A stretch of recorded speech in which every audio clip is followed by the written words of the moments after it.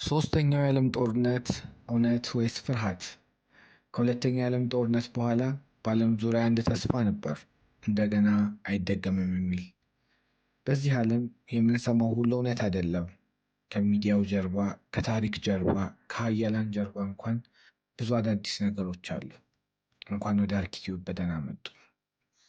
ዓለም በሁለት ትላልቅ ጦርነቶች በኋላ ከፍተኛ የውጥረት ዘመን ላይ ገብታለች። ብዙ ሰዎች አንድ አይነት ስጋት ውስጥ ገብተዋል። ሶስተኛው የዓለም ጦርነት በእውነት እየመጣ ነው ወይስ ይህ የፖለቲካ ፍርሃት ብቻ ነው? ይህ ጥያቄ የተነሳው በተለይ ከታላላቅ ኃይሎች መካከል በሚታየው ውጥረት ምክንያት ነው። የሩሲያና ዩክሬን ጦርነት ዓለምን እያስደነገጠ ያለ ክስተት ነው። በ2022 ላይ በቭላዲሚር ፑቲን የምትመራው ሩሲያ ወደ ዩክሬን ጦሯን አስገባች። ይህ ከ2022 በኋላ በአውሮፓ የተከሰተ ትልቁ ትዕይንት ነው። ለዚህ ዋና ምክንያት ተደርገው የሚጠቀሱት ደግሞ ኔቶ ሀገሮች ዩክሬንን በመደገፍ ሩሲያን እንዲቃወሙና ቀጥተኛ ድጋፍ እንዲያደርጉ ማድረጉ ነው። ሌላው ሩሲያ የኒውክሌር መሳሪያ ልትጠቀም እንደምትችል ማስጠንቀቂያ መስጠቷም ነው። ሌላው ይህ ጦርነት ከአካባቢው ግጭት ወደ ዓለም አቀፍ ግጭት ሊለወጥ ይችላል የሚለው ስጋት እያየለ መምጣቱ ነው። አንድ ስህተት ብቻ የኒውክሌር ጦርነትን ሊያስጀምር ይችላል። ቻይና ወይስ አሜሪካ? የሀያላኑ ትግል። በዚህ ዓለም ላይ ትልቁ የኃይል ፉክክር በአሜሪካና በቻይና መካከል ነው። የሺ ጂንፒንግ የምትመራዋ ቻይና ከአሜሪካ በላይ የዓለምን ታላላቅ ሀገራት የመቆጣጠር እና የዓለም ሀያለው ሀገር የመሆን ፍላጎቷ ከጊዜ ወደ ጊዜ ከፍ እያለ መጥቷል። ቻይና ታይዋን የራሷ ግዛት እንደሆነ ትናገራለች። አሜሪካ ደግሞ ታይዋንን ትደግፋለች። ቻይና ታይዋንን በጦር ከወሰደች አሜሪካ ጣልቃ ልትገባ ትችላለች። ይህ የሶስተኛው የዓለም ጦርነት ትልቁ ምክንያት ሊሆን ይችላል። ሌላኛው ደግሞ የመካከለኛው ምስራቅ ግጭት ነው። በኢራንና በእስራኤል መካከል ያለው ማለት ነው። ኢራንና እስራኤል ለብዙ ዓመታት የቆየ ጠላትነት አላቸው።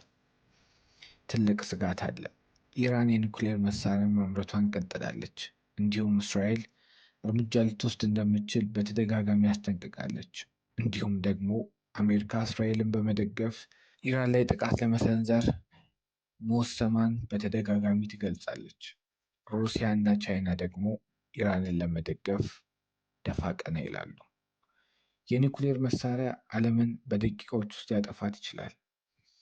ዛሬ ላይ ሀያላን የምንላቸው ሀገራት አሜሪካ፣ ሩሲያ እና ቻይና፣ እነዚህ ሀገሮች በደቂቃ ውስጥ ዓለምን ሊያጠፋ የሚችል የኒውክሌር መሳሪያን ታጥቀዋል። አንድ ጊዜ ብቻ ከተጠቀሙት በሚሊዮኖች ይሞታሉ። ኢኮኖሚዎች በአንዴ ድምጥማጣቸው ይጠፋል። ዓለም ለብዙ ዓመታት ልትጠፋ ትችላለች። ግን ታዲያ ጦርነቱ ለምን አልተጀመረም? ለዚህ ምክንያቱ አንድ ብቻ ነው፣ ፍርሃት። የኒውክሌር ጦርነት ማለት አሸናፊ የሌለው ጦርነት ነው። ሁሉም ይጠፋሉ፣ ሁሉም ይሞታል። ስለዚህ እዚህ ላይ ኃይሎች በቀጥታ አይሳተፉም፣ በተዘዋዋሪ ግን ሁሌም ጦርነት ውስጥ ናቸው። ለወደፊቱ ዓለም ሶስት አማራጮች አሏት። የመጀመሪያው ሙሉ ዓለም ጦርነት ውስጥ መግባት ነው። ይህ በጣም አደገኛ እና የኒውክሌር መሳሪያንም ጥቅም ላይ ሊያውል የሚችል አደገኛው ጦርነት ነው። ሁለተኛው ቀዝቃዛ ጦርነት የምንለው ነው። ይህ ማለት ኃይሎች በቀጥታ ሳይሆን በሀገራት ግጭት ውስጥ ገብተው የራሳቸውን ዓላማ የሚመቱበት የጦርነት አይነት ነው። የመጨረሻው ሰላም ነው።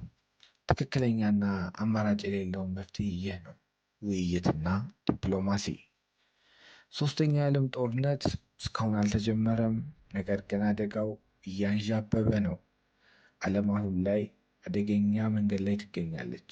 አንድ ውሳኔ ወይም አንድ ስህተት ዓለምን ሙሉ ለሙሉ ሊቀይራት ይችላል። ዓለም ውጥረት ውስጥ ናት። ከሩሲያና ዩክሬን ጦርነት እስከ ቻይናና አሜሪካ የሀያልነት ፉክክር ሶስተኛውን የዓለም ጦርነት ምናልባት ቅርብ እንዲሆን ያደርጉታል፣ ምናልባትም ፈጽሞም አይመጣም። ግን አንድ ነገር ግልጽ ነው፣ ውሳኔዎች የሚወሰኑት በጥቂት ሰዎች ነው። የሚጎዳው ግን ዓለም ሁሉ ነው። እርሶስ ምን ያስባሉ? እውነት ወይስ ፍርሃት? አርኪቲዩብን ይከታተሉ፣ ሰብስክራይብ ያድርጉ።